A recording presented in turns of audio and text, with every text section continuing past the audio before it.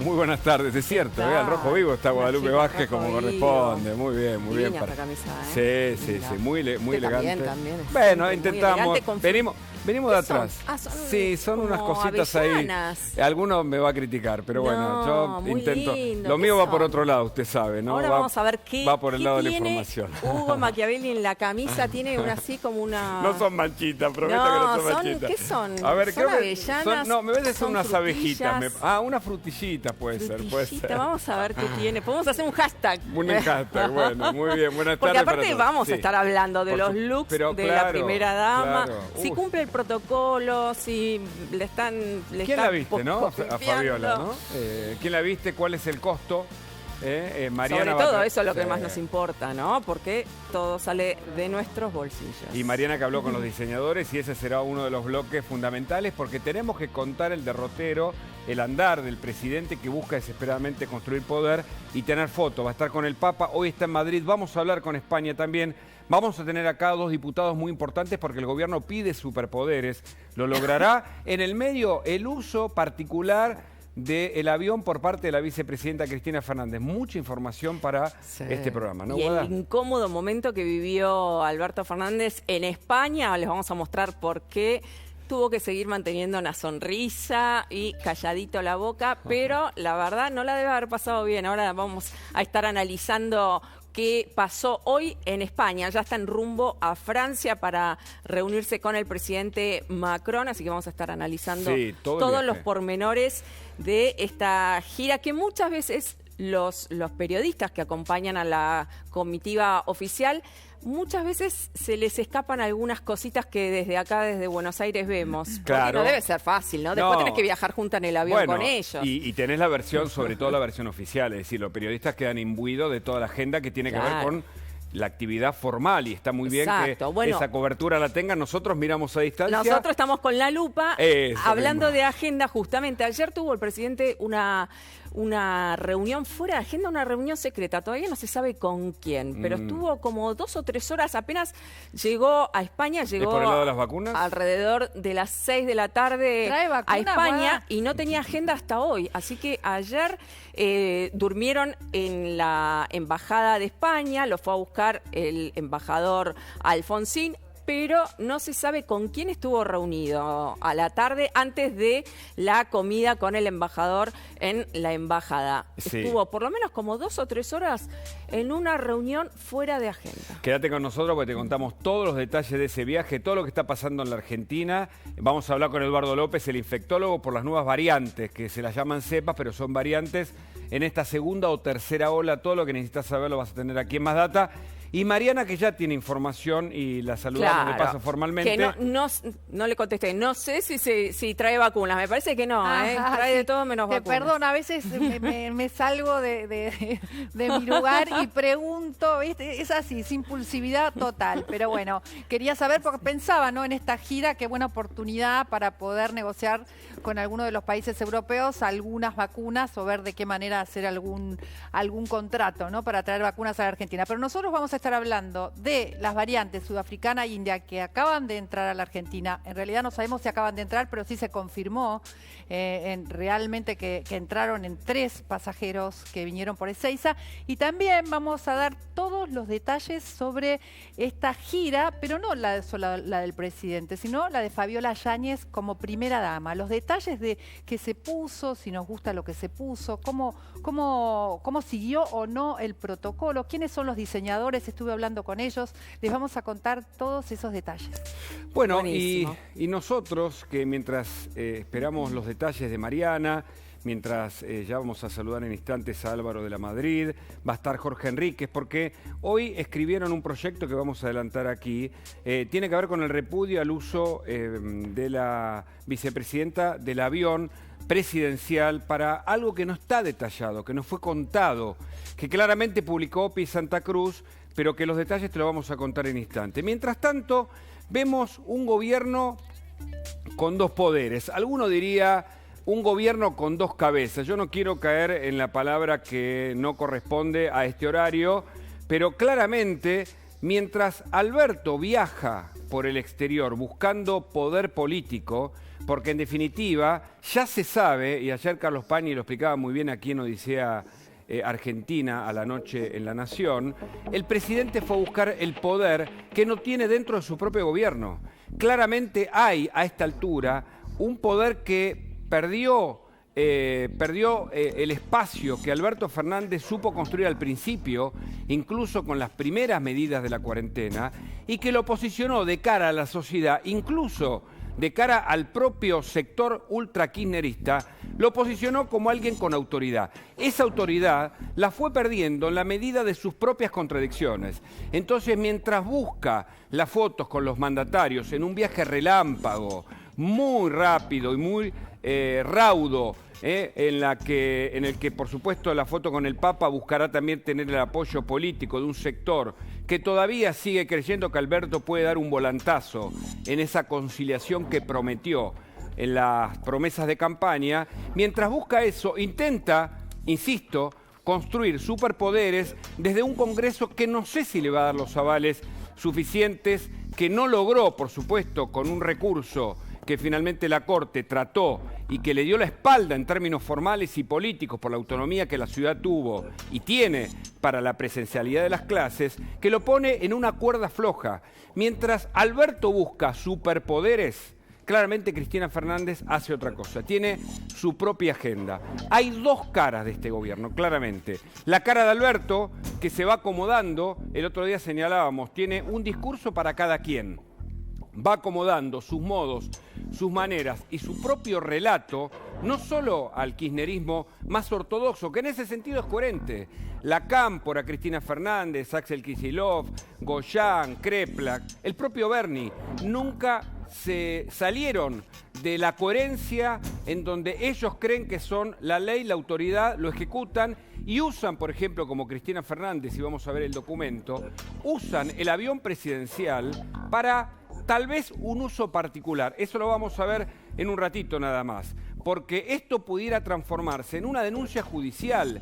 Una vicepresidenta no puede usar el avión para viajar a Calafate del 23 al 27 de abril, ir a buscar, la fueron a buscar luego a Calafate ese mismo día, llevarla a Río Gallegos y luego trasladarla a Buenos Aires. Este es el pedido que acaba de salir por parte de los diputados que están exigiendo que no se use porque puede haber fraude a la administración pública.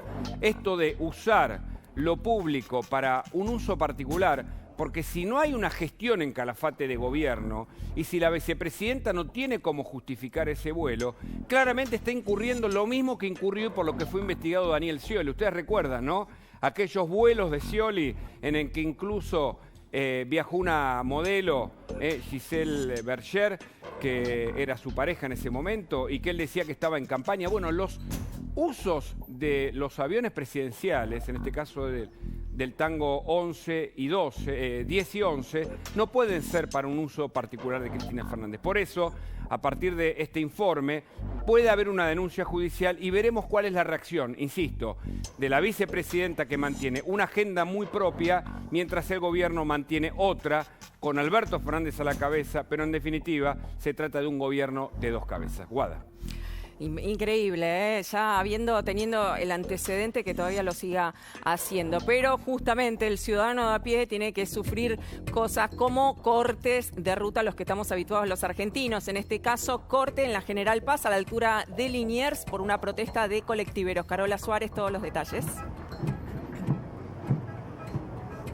Muy buenas tardes para todos. Bueno, estamos trabajando aquí desde muy temprano, con una protesta de choferes autoconvocados que cerca de las 8 de la mañana se concentraron en la parte de abajo de lo que es la General Paz sobre Avenida Rivadavia. En un primer momento hasta hubo tensión con un cordón policial que se armó por parte de la policía de la ciudad, que quería impedir que pasaran para el lado de Capital, pero sí lo que lograron hacer después es subir a la General Paz y finalmente hacer este corte. Están cortando 2 carriles de cada lado, mano al Riachuelo y mano hacia el Río de la Plata. Ahora quedaron muchos menos trabajadores porque por una cuestión de horarios algunos salieron del trabajo y otros tienen que irse a trabajar y cumplir un horario, obviamente. Así que esta es la situación aquí todavía en General Paz, muchos problemas, mucha congestión de tránsito, porque recordemos que hay un solo carril liberado de cada lado, ahí les estamos mostrando con nuestra cámara. También están trabajando algunos oficiales de la policía de la ciudad para poder desviar y están esperando una posible reunión que seguramente se dé en pocas horas entre lo que es la empresa, la parte sindical y el Ministerio de Transporte. Si hay un acuerdo, lo que plantean ellos es que este corte entonces recién ahí va a ser levantado. Bien, Carola, muchísimas gracias. Chao, hasta luego. Bueno, la actualidad continúa, todos estamos atentos, escuchando las conferencias de prensa de los ministros de salud y los jefes de gabinete para ver cómo está la pandemia, pero muchas veces se politizan y se dan frases como la que dijo hoy el jefe de gabinete de la provincia de Buenos Aires, Carlos Bianco. Dijo: ellos inoculan odio y nosotros inoculamos amor. Lo dijo con respecto a la vacunación de Mauricio Macri. Tenemos el audio, ¿no?, para escucharlo. A ver, lo escuchamos. Está en su derecho a hacerlo.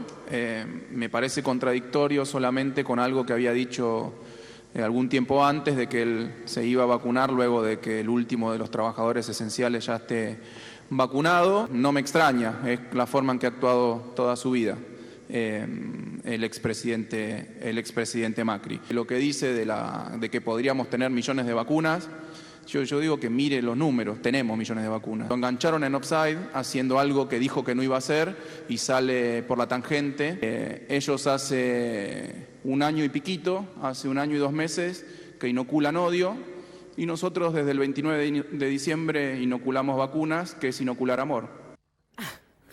En el vacunatorio VIP inocularon amor también, ¿no? Puede ser. Bueno, esto es lo que dijo el jefe de gabinete, y otra de las noticias del día que tiene que ver con las vacunas es por la detención de Leonardo Alvarado, un trabajador de un sindicato en Berisso que vendía vacunas. Vemos ahí el momento de la detención, lo denunció una vecina por ofrecerle vacunas.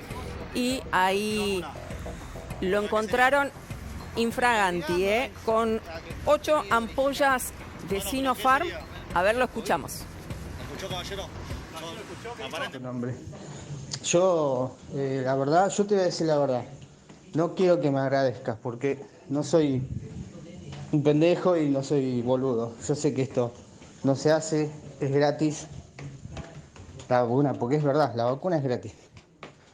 Pero bueno, nosotros estamos en un conflicto que no nos pagan hace 4 meses ya. Vamos todos los días a laburar, hacemos todo lo que tenemos que hacer, que no nos pagan. Lo hacemos por eso nada más. Tampoco me quiero justificar, pero bueno, vos si querés agradecerme, yo bienvenida sea tu agradecimiento, pero no es lo justo, no me siento cómodo. Pues, no sé, decime a qué hora te liberás. ¿Por qué zona te queda cómoda? Yo me acerco, no hay problema. Lo único sí, te digo que tengo, serían 4 dosis ahora, porque no había más. Recién llegaron hoy y yo hoy no tenía que ir. Así que ahora tengo 4, las tengo en la heladera. Para el miércoles ya tenés todas las completas.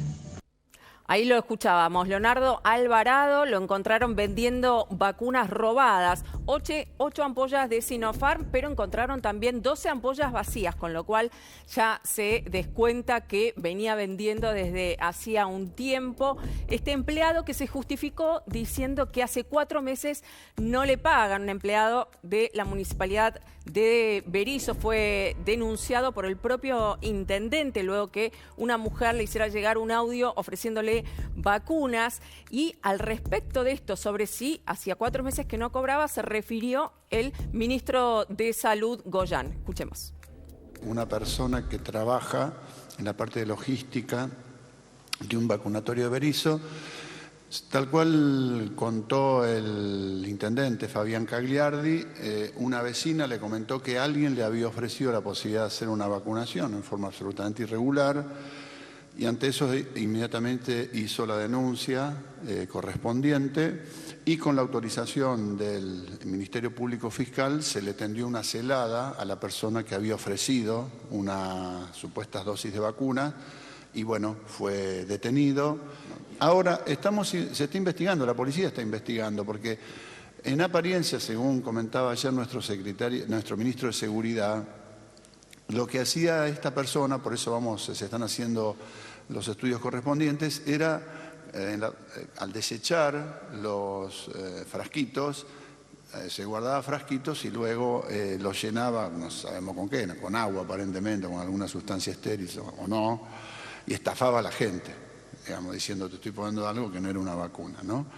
Hecho absolutamente deleznable, pero fue perfectamente trabajado por la policía, se lo detuvo y tendrá que pagar las consecuencias.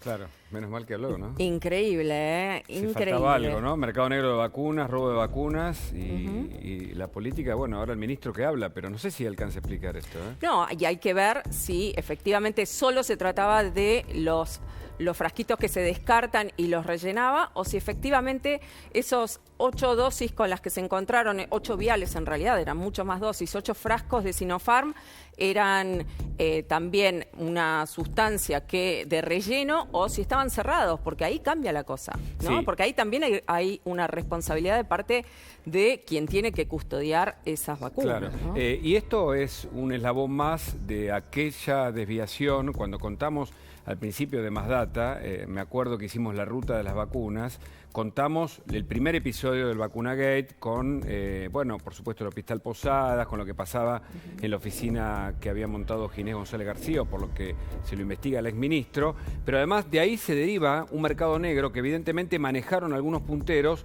que también tienen acceso, por la cercanía con el poder local, no solo a vacunar a sus allegados, sino en este caso tal vez se les deslizan algunas vacunas que terminan vendiendo. El tema es qué control. Dealer de vacunas. ¿Qué control? Claro, ¿qué control hay sobre esas vacunas? Se están entregando vacunas a sindicatos. ¿Quién controla Ahí está, eso? ahí está. ¿Te acordás que hace poquito, lo vimos con Feynman, la señora que denunció que en un gremio determinado en la provincia de Buenos Aires se estaba vacunando y eso no terminó de ser explicado? Es decir, existen un montón de lugares que cuando se terminen de analizar pueden significar hechos o no de corrupción. Pero hay un hecho que llama la atención y por eso invitamos a Álvaro de la Madrid y también a Jorge Enrique, los dos diputados, sobre esto que acaban de presentar y que hacía alusión en el comentario inicial, que tiene que ver con los vuelos los vuelos particulares. Nos preguntamos que hizo Cristina Fernández de Kirchner de los aviones presidenciales, del 23 al 28 de abril. Un fin de semana en el medio para ir a Calafate, ahí vemos los detalles seguramente en el documento. Va a Calafate, se queda en Calafate, a descansar, porque no tenía ninguna actividad oficial. Fíjate, mira, el 23, salió de Buenos Aires, aterrizó en Calafate el 23, 17:40 deja la vicepresidenta y 18:20 se vuelve a Buenos Aires. Digamos que esto vale $12.000. El segundo movimiento, 27 de abril, el Tango 11 llega de Buenos Aires a Calafate a las 7 de la tarde. Después la lleva Cristina Fernández hacia Río Gallego. Y el tercero, el 28 de abril, ya el miércoles, en el que Cristina Fernández finalmente utiliza también parte de ese avión para venir a Buenos Aires. El gobierno dice, no son esos los costos, porque eso es lo que cuesta un avión cuando se lo alquila. En este caso dice, podría ser la mitad. No importa. Pero no importa porque es un gesto, insisto. Sigue siendo un escándalo. Claro, es un gesto que ustedes están repudiando como diputados, Enríquez y de la Madrid. Gracias por estar aquí en La Nación Más. ¿Qué tal? Buenas tardes. Realmente es un gesto que estamos repudiando porque evidentemente en una situación como la que estamos pasando, con los jubilados que están cobrando 5,5 millones de jubilados, saberes muy magros, haberes que realmente no los alejan de la zona de pobreza o de indigencia, esto realmente es una obscenidad. Pero no es nuevo. Cristina Fernández, recordemos que utilizaba, siendo presidente, los aviones de Aerolíneas Argentinas para que todos los días, o los fines de semana por lo menos, le llevaran todos los diarios al Calafate, lo cual revela que su desconocimiento de que hoy la prensa gráfica es muy importante, pero que también esto se puede leer por las tabletas que todos tenemos o los aparatos móviles.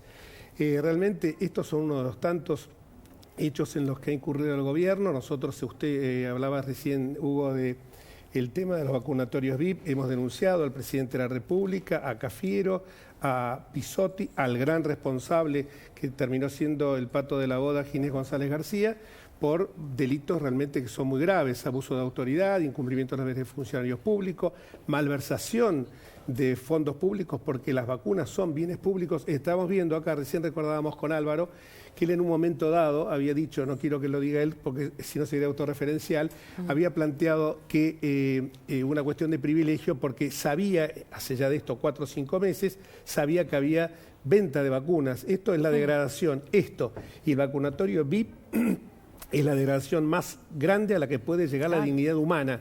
Que alguien como los 3 diputados, Higón, Vázquez y Valdés, que son los que tenemos detectados del Frente para la Victoria, hayan apropiado una vacuna que significó a lo mejor la muerte de otra persona. Esto por eso no es nuevo, y bueno, estas miserabilidades en las emergencias como la que estamos viviendo son las que afloran cuando se trata de gente que está evidentemente reñida con la ley, cuando gente que está acusada de delito de corrupción. Y volviendo a esa denuncia, también ahí nosotros estamos denunciándolos por otros delitos gravísimos: propagación de enfermedad y abandono de personas. ¿A quién? A los que habíamos dicho, a Santiago Cafiero, a Alberto Fernández, obviamente, a Ginés González García, que como dije es el pato de la boda, y a Carla Bisotti, porque Carla Bisotti desde el primer momento era la que estaba encargada del plan de vacunación. Las vacunas del Posadas, que venían a 9 de julio al Ministerio de Salud Pública, había un vacunatorio VIP, donde no solamente fueron los diputados que dije, sino mucho más grave. El abogado del Estado, el Procurador General de Tesoro, Carlos Zanini, se vacunó haciéndose pasar por personal de seguridad. ¿Cómo podemos tener confianza en el abogado del Estado cuando falsea una declaración para apropiarse de una vacuna que no le corresponde y que pudo haber conculcado y terminado con la vida de una persona? Ahora le quiero preguntar algo de la Madrid, si esto puede transformarse, los vuelos de Cristina Fernández pueden transformarse en una denuncia judicial, pero entiendo que está Ezequiel Spilman para hablarnos de los superpoderes, que es muy importante también, y por eso también invitamos a los diputados en este caso. Ezequiel, buenos días, ¿cómo va?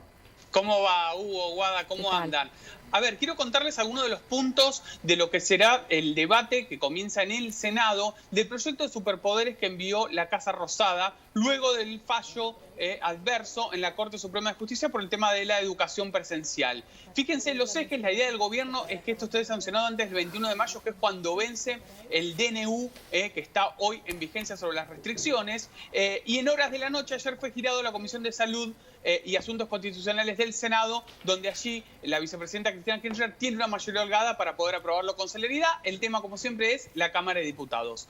Fíjense lo que son los principales puntos de este proyecto de ley que envió la Casa Rosada. En primer lugar, divide en 3 todas las áreas, las provincias y también efectivamente los distritos. En primer lugar, bajo, medio o alto riesgo epidemiológico o sanitario. En ese contexto, en el proyecto se plantea que va a ser el Ministerio de Salud, pero que también el Congreso tiene la potestad de fijar los parámetros por los cuales una provincia puede entrar en bajo, medio o alto riesgo sanitario, y a partir de eso, qué nivel de injerencia puede tener el gobierno nacional para aplicar restricciones, que es básicamente el meollo de la cuestión que ocurrió con la educación. ¿Hasta dónde se puede meter el gobierno nacional en algo que está en manos de las provincias?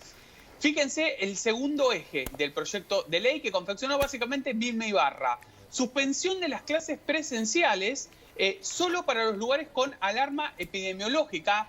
Y fíjense esto es textual del proyecto de ley: previa consulta con las provincias. De nuevo, el gobierno nacional se está atajando por esta cuestión que planteamos ayer, de que la Corte le declare inconstitucional ante la presentación de una provincia o de la Ciudad de Buenos Aires, si de nuevo se vuelve a meter con restricciones no consensuadas, que les diría que es también el meollo central de este proyecto de ley.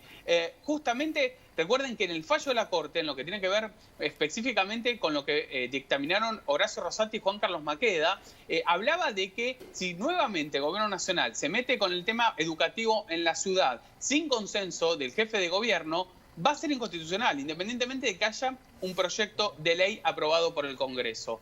Fíjense los otros 2 ejes de este proyecto de ley. Le da facultad a Santiago Cafiero, que es en rigor una facultad que hoy tiene el jefe de gabinete, para intervenir en 3 temas centrales a nivel nacional y a nivel provincial: empleo público, en función del teletrabajo, algo que se dispuso, por ejemplo, en el DNU anterior y en este que está vigente. En materia de transporte público, por supuesto, y en materia de circulación nocturna, las restricciones que aplicó el gobierno nacional y siempre de acuerdo a las 3 fases, ¿no? Baja, media o alto riesgo epidemiológico.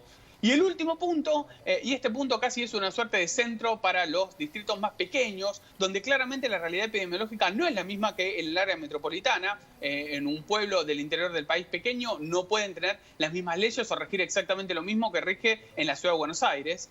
Autoridades locales, plantea el proyecto, podrán disponer medidas focalizadas en lugares de menos de 40.000 habitantes y que estén en mediano riesgo. Por supuesto, eso lo determina el gobernador en cuestión. Este les diría que es el corpus, el eje central del proyecto que se empieza a debatir en el Senado y que la idea es que pase a la Cámara de Diputados en pocos días para que sea aprobado antes del 21 de mayo. El gobierno intentando tener una caparazón legal para no tener más fallos en contra de la Corte. Les diría que esa es también una cuestión central para analizar este proyecto.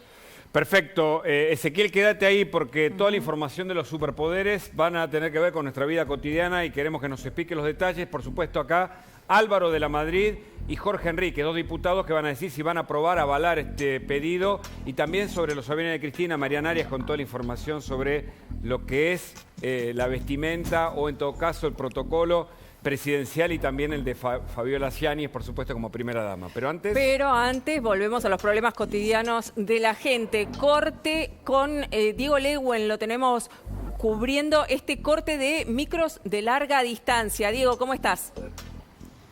¿Qué tal? Buenas tardes, ¿cómo andan? Así es, en estos momentos está cortado el ingreso, digamos, si quieren bajar por Puente Pueyrredón para ingresar a Capital Federal hay solo un carril habilitado y lo que tampoco pueden hacer es agarrar la 9 de julio porque está totalmente cortado en sentido hacia el Obelisco. También Bernardo Irigoyen por micros de larga distancia que no se desempeñan con larga distancia haciendo viajes a las provincias, sino que tienen que ver más con el turismo, ¿no? Con los pequeños viajes grupales, con ese tipo de actividades, por ejemplo, ir a los paseos de compras con mucha gente. Solo pudieron trabajar desde que arrancó la pandemia en marzo del 2020, 3 meses. Recién me contaban que algunos tuvieron los micros tanto tiempo parados que tuvieron que hacerle refacciones. ¿Saben cuánto cuesta cambiar una sola cubierta de las 8 que necesitan estos micros de larga distancia?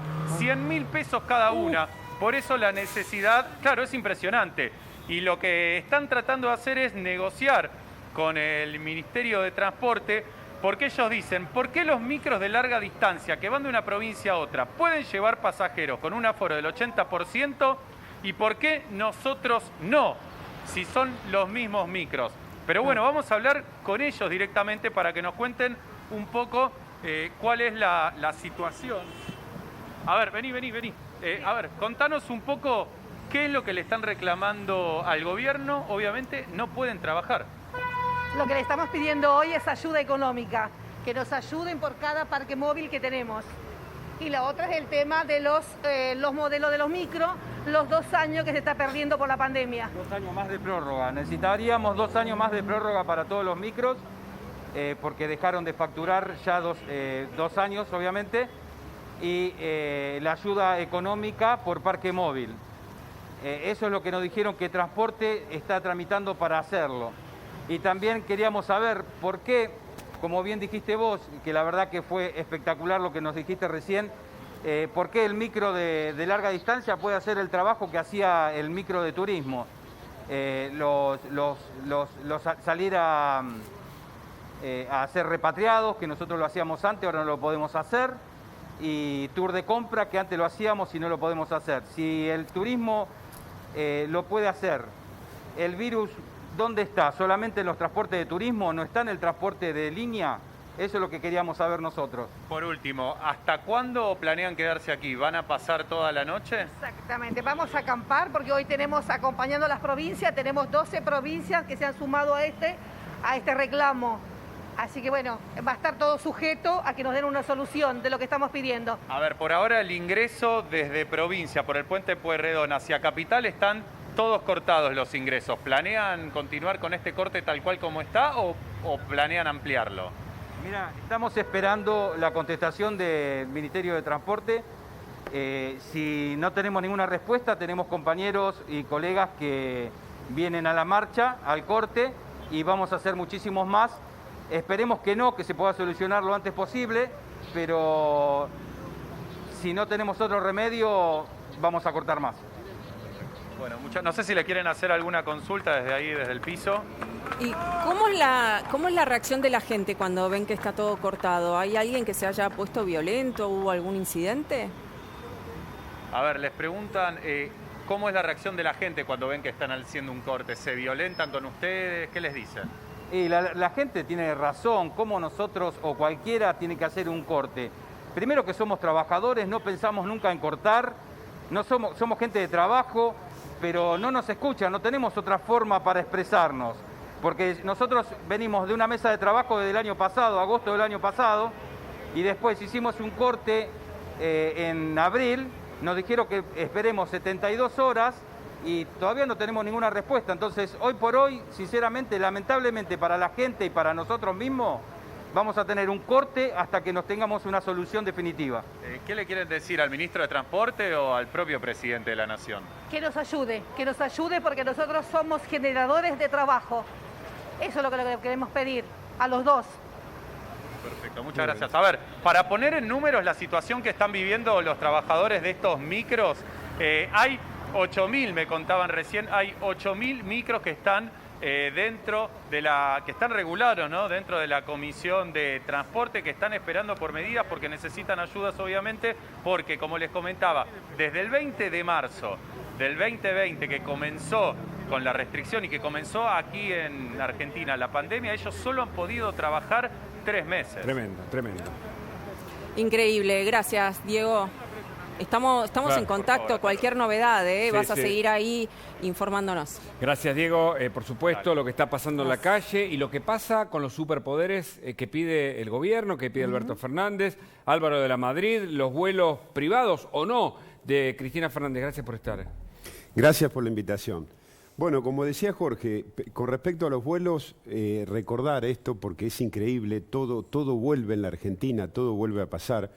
La vicepresidente utiliza de nuevo los bienes como lo hizo cuando era presidente para un uso indebido. Confunde el gobierno con una unidad básica, confunde los bienes públicos con una alcancía privada y los utiliza de esa manera. Antes, en el tiempo, eran los vuelos que le llevaban aviones. Eran los diarios, en 2014. Le llevaban los diarios, los vuelos que le llevaban diarios. Le llevaban a los amiguitos de Florencia, la llevaban a Florencia en los cumpleaños. Ni que hablar de los vuelos, de los bolsos y las valijas de Cristina, ¿sí? Que me tocaba denunciar en el tiempo que vivía en Santa Cruz. Y hoy lo vuelve a hacer. Hay vuelos personales para temas que no son de incumbencia del Estado. No lo sabemos. Nosotros hemos pedido informes. Hay vuelos a Calafate, desde Calafate a Río Gallegos para volver a Buenos Aires. Hay vuelos a Río Gallegos. Y la presidenta Cristina, cuando era presidenta, ya fue denunciada por esto. Esta causa ya es una de las 10 causas que tienen procesamiento, ¿sí? Y 2 de ellas con pedido de detención y prisión preventiva, como son el memorándum y la causa de los cuadernos, y volvemos a esta situación. En un momento del país que es una paradoja brutal, un presidente, Alberto Fernández, que no tiene poder, que está vaciado de poder por la vicepresidente y pide superpoderes, le pide superpoderes al Congreso. ¿Se lo van a dar? Está claro que gobierna Cristina, que es lo que necesita los superpoderes. No se lo vamos a dar, yo lo he advertido durante todo este tiempo, necesitan los superpoderes para vincularlo a 2 cosas. A la decisión del gobierno de no votar, el gobierno no quiere votar, no quiere que haya elecciones, por eso necesita estos superpoderes para incidir en la cuestión de garantizar que no se vote y para reafirmar ese decreto violatorio de la autonomía de la Ciudad de Buenos Aires que legaliza lo ilegal y va de nuevo para intentar cerrar las escuelas. Yo lo he dicho, con escuelas abiertas, porque las escuelas tienen que estar abiertas, de lunes a viernes, el domingo se vota. necesitan que estén las escuelas cerradas de lunes a viernes para poder decir que el domingo no se puede votar. El gobierno no tiene nada para mostrar, conoce el humor social y quiere manipular el sistema electoral. Por eso lo enlaza y lo empalma a través de los superpoderes y vincula eso a la cuestión sanitaria. En instantes más sobre eso, porque tanto Enríquez como de la Madrid van a decirnos o nos van a explicar si finalmente se vota o finalmente no se va a votar este año, porque hay un acuerdo para trasladar las elecciones, pero hay algunas dudas, sobre todo por este pedido de los superpoderes. Pero antes, Guadá. Mariana tiene información sobre nuevas cepas que entraron al país. ¿Es así, Mariana? Ayer, ¿te acordás, Guada, que hablábamos de que ya habían constatado que la cepa del Reino Unido, la de Manaos y también la de Andina, que es una nueva cepa, el Proyecto País había interceptado y sabíamos los porcentajes, cómo está circulando en Cava, en la provincia de Buenos Aires y también en el resto del país. Y decíamos que estábamos atentos a esta nueva variante sudafricana, que era mucho más peligrosa, más transmisible, con casos más graves y que evade el sistema inmunológico. Bueno, se supo que entraron 3 personas, el Ministerio de Salud y también el Instituto Malbrán, con la secuenciación genómica, detectaron a 3 personas que entraron el 24 de abril, que estuvieron aisladas en hoteles de la ciudad de Buenos Aires, uno mayor de 58 años con esta variante sudafricana y 2 jóvenes que venían de París con las variantes indias, que ahí vemos, son 2 menores de edad, que son 2 tipos de variantes indias en este ascenso de casos que tiene este país, que hace que, bueno, se vayan generando estas mutaciones. Estas variantes escapan al sistema inmunológico, escapan a la eficacia de las vacunas. Por ejemplo, la de AstraZeneca, el Roberto de Bach me contaba que solamente puede ser eficaz ante la variante sudafricana en un 10%. Esa es una de las vacunas que nosotros tenemos, Guada y Hugo.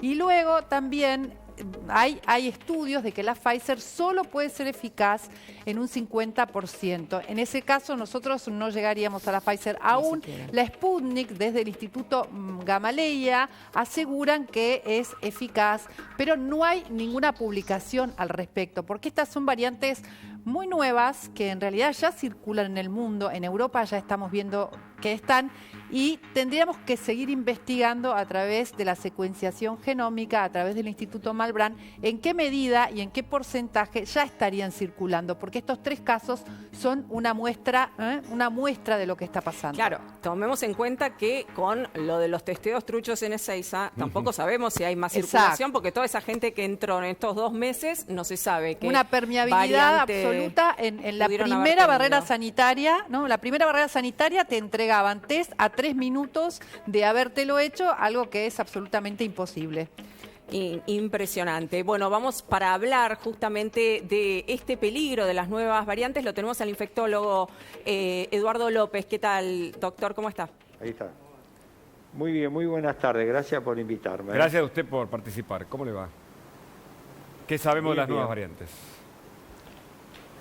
Bueno, las nuevas variantes son básicamente 2, las que han entrado este último día. Una es la cepa sudafricana y la otra es la cepa india. La cepa sudafricana comparte con la cepa Manaus, que ya está circulando en forma importante en el AMBA, comparte una variación genómica que se conoce con el nombre de E487K, que le permite evadir el sistema inmune. Esto significa, para hacerla fácil, usted necesita mayor cantidad de anticuerpos para neutralizarla, ¿no?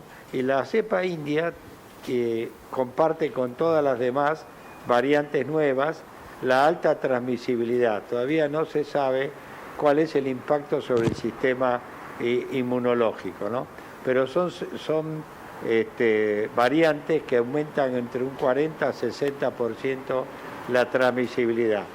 Todavía no se han detectado que estén diseminados dentro de la comunidad, como es sí la británica y la cepa Manaus y la cepa andina, ¿no?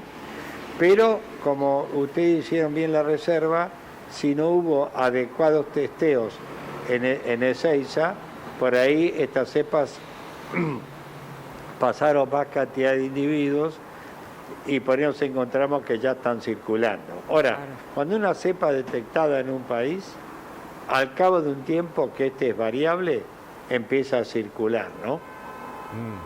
O sea que con que haya entrado uno ya es suficiente. Con que haya entrado uno y diríamos, y si usted no lo pudo detectar y aislar adecuadamente, ese individuo tiene capacidad de transmitir la enfermedad a convivientes o a contactos estrechos. Acordémonos que todos los virus respiratorios, y el COVID no escapa a esto, tiene pequeñas mutaciones a través del tiempo. Y en general las mutaciones se enlentecen, digamos, en la medida que uno aumenta la vacunación para ese virus. López. Por eso es que es importante vacunar, ¿no? Claro. Y en razón de eso, ¿por qué fuimos tan malos para poder incorporar vacunas? Recién 12 millones. Ahora Pfizer le manda vacunas a China, pero nunca llegó entre nosotros. ¿Qué nos pasó, López? Bueno, en primer lugar, yo creo que la producción de AstraZeneca no cumplió con lo pactado y con lo acordado. Y en segundo lugar, la vacuna del Instituto Gamaleya no llegó en la cantidad que necesitábamos. Por otro lado, nosotros tenemos una diferencia significativa entre dosis distribuida y dosis aplicada, que está alrededor del 20%, según las jurisdicciones, ¿no? Varía un poco, pero globalmente es un 20%. Y la responsabilidad de aplicar la vacuna es jurisdiccional. Esto depende de las provincias, municipios, departamentos. Así que me parece que en ese sentido tenemos que aumentar la vacunación.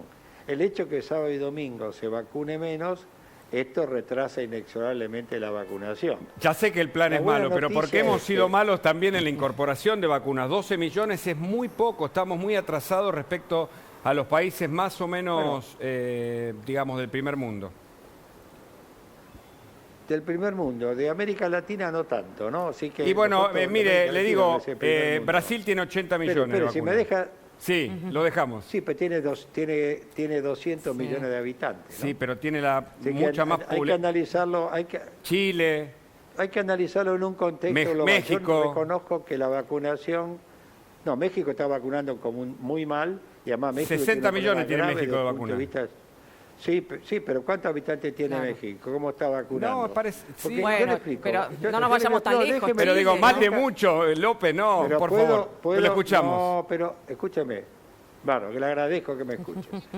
El mejor modelo que tiene de vacunación en América Latina es Chile. Ajá. Porque hizo una estrategia muy definida, la mantuvo en el tiempo y tiene ya resultados. ¿Está bien? ¿Qué hizo Chile? Vacunó al adulto mayor con 2 dosis rápidamente, y hoy están viendo que las camas de terapia intensiva en los mayores de 75 años han caído en forma importante para esa edad. O sea, ese es un buen modelo de vacunación. Ajá. El segundo modelo es Uruguay, diríamos. Y después de Brasil estamos nosotros en cuanto a la cantidad de vacunas que hemos dado. De todas maneras, yo no soy que digo que el programa de vacunación es perfecto. Yo digo hubo laboratorios que no cumplieron lo acordado, y en segundo lugar, estamos vacunando lento. ¿Y usted le pone aprobado al gobierno? Claro, se tendría que haber abierto la negociación y haber negociado con todos los laboratorios, ¿no? No haber puesto todos los huevos en la canasta de Sigman, por así decirlo. Seguro. No es la canasta de Sigman, le voy a explicar. Es la canasta de Instituto Gamaleya, que no tiene nada que ver Sigman, y AstraZeneca, que en realidad el acuerdo no fue con Sigma, se firmó con AstraZeneca, compañía internacional. López, ¿usted coincide en que los mejores gobiernos... Pero se favoreció a AstraZeneca porque estaba la posibilidad de producirlas acá a través de... Se favoreció a AstraZeneca porque AstraZeneca prometió 22 millones de dosis en el mes de marzo.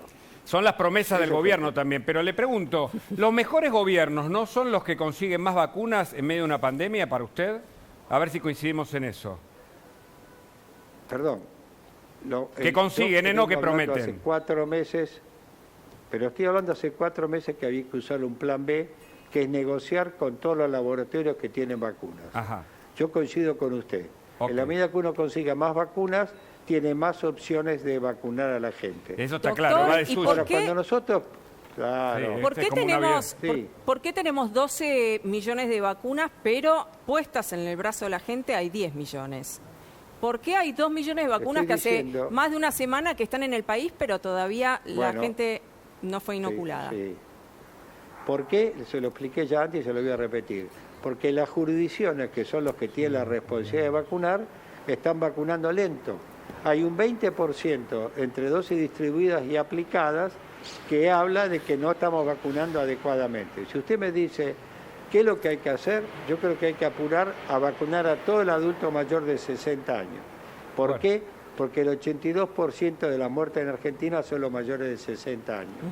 Y en segundo lugar, no estoy de acuerdo que los sábados y domingos se cierren los vacunatorios o se vacune menos. Está bien, está bien. Ok. Mariana tiene una pregunta. ¿Qué tal, doctor López? ¿Cómo le va? Mariana Arias lo saluda. ¿Cómo anda? ¿Cómo impactó en el gobierno enterarse de la permeabilidad de la entrada al país de los casos, ¿no? De no saber en realidad cómo estaban ingresando, por ejemplo, estas variantes sudafricana e india ante una serie de test que parecieran truchos porque a los 3 minutos daban el resultado, cosa que es imposible, ¿no? ¿Cómo impactó en el gobierno? ¿Cómo lo recibieron? ¿Qué cambios piensan hacer? Mariana, usted sabe bien que yo no soy gobierno. No, ya sé, pero usted está cerca y es un asesor importante. Lo que sí es cierto es que el trabajo de Malbrán permitió detectar esto, y eso es un trabajo que ha hecho Malbrán que es fenomenal. Argentina tiene en la búsqueda de cepas 2 proyectos que son muy buenos. Uno es el proyecto País del CONICET y otro es el proyecto que lleva a cabo el Malbrán. Está bien, pero si no se detectan los casos, lo que yo no le voy a explicar, a quien tiene que usted en realidad preguntarle es a la gente que le dio la concesión a la gente de Seiza, no al doctor López. No, ya sé, pero bueno, por ahí usted sabe cómo impactó en el gobierno, Eduardo. No, para nada. Yo les pido, por favor, que me hagan las preguntas científicas, no las preguntas políticas, pues no las puedo contestar y tampoco me interesa contestarlas realmente, ¿no? Bueno, vamos a lo doctor, científico. Ahí le hago una pregunta científica. Por ejemplo, hay mucha gente yéndose a vacunar a Miami. Si una persona se da la primera dosis de Pfizer y después vienen y le sale el turno para darse, por ejemplo, la Sputnik, ¿se la puede dar o ya no? Desde el punto de vista de la intercambiabilidad de las vacunas, no hay ningún estudio que definitivamente avale su uso. ¿Está bien?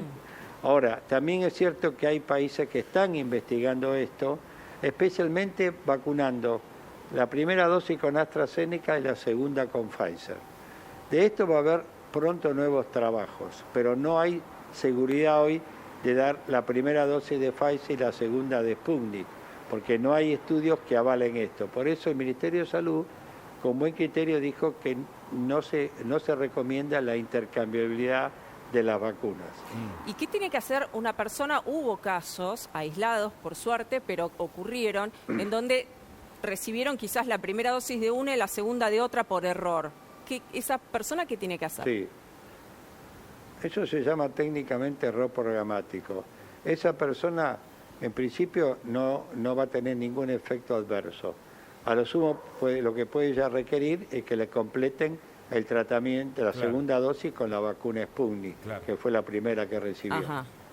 López, nosotros queremos agradecerle, además que usted hable con nosotros, porque cuando le vamos a decir al gobierno, o le pedimos explicaciones por la gente que finalmente no obtiene la vacuna y muchas veces pierde la vida porque el gobierno no actuó inteligentemente, no lo tenemos. Por eso le preguntamos a usted, porque está cerca del gobierno, no lo tome como algo personal. Me parece que en ese sentido hay que decir las cosas como son. El gobierno actuó mal, digamos, llegaron menos vacunas que a países vecinos, estamos aplicando menos, ahora se les echa la culpa a las jurisdicciones, pero el resultado, la historia va a dar cuenta que el resultado hasta hoy es malo. Tal vez pueda cambiar, ¿no? Pero digo... No, son 2 conceptos distintos.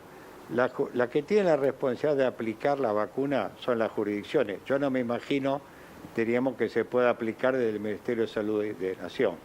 Esto es un punto. O sea, la responsabilidad de aplicación es de las jurisdicciones. Correcto. La responsabilidad de comprar la vacuna Pero ¿quién es del Ministerio el de contralor Salud de eso? Claro, pero bueno, en la No, no hay contralor, perdón, este es un país federal. Está bien, vamos a la compra. El contralor tiene que ser el mismo Ministerio de Salud de cada provincia.